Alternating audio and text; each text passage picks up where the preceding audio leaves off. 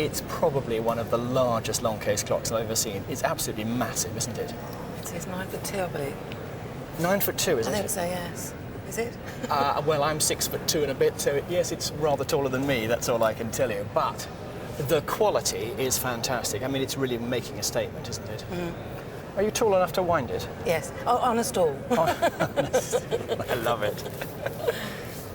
Well, up in the top of the arch, we've got a strike silent and a chime silent, so you can turn off everything. It's obviously a 3-train movement, and I see it's retailed by Dutton & Son of Oldbury. The date we're talking about are the last few years of the last century. Maybe just sort of into this century, but I'd rather say the 1890s in all honesty. So originally, of course, this would have been very nicely silvered and these gilt numbers would have shown up very well. Now, someone's obviously had a crack at cleaning this, but this can be resilvered without any trouble at all. Slightly unusual. I was expecting for a clock of this size to see 8 gongs, but we've only got 4. Obviously 3 trains, so 3 different weights. The mirrored back.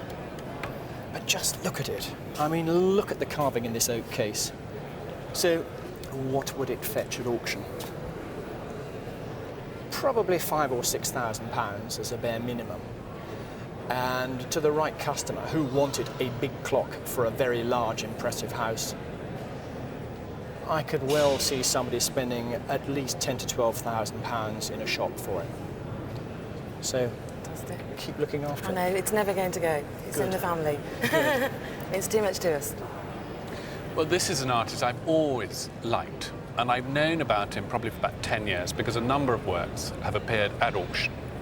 My only problem is I never know how to pronounce him. His name is Jan Akkeringa. Perfect. Well, now I know, but I'll try and pronounce Akkeringa. Akkeringa. Akkeringa. That's it. Oh, my goodness, it's so complicated. I believe he was born in 1860. Yes. And he died, I think, in about 1942. I think so, yes. And he was born in Rotterdam. But I think it's wonderful. And what I particularly like about it is the sort of way, the technique of this picture. I suppose 30 or 40 years before, the Dutch were painting in a more meticulous, more almost photographic style, almost emulating the 17th century.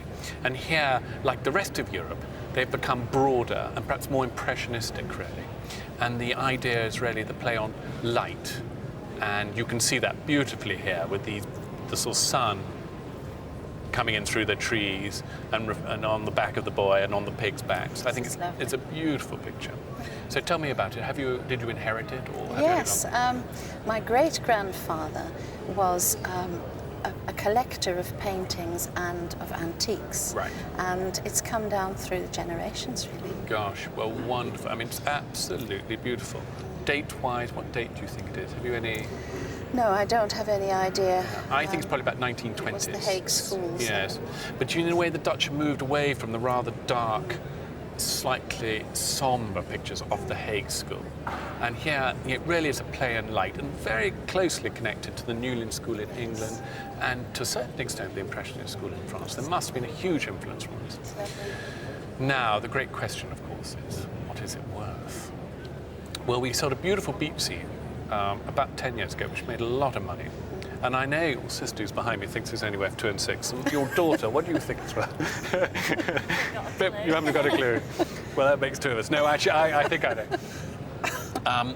Well, I think something like this, if it appeared at auction, would make between £7,000 and £10,000.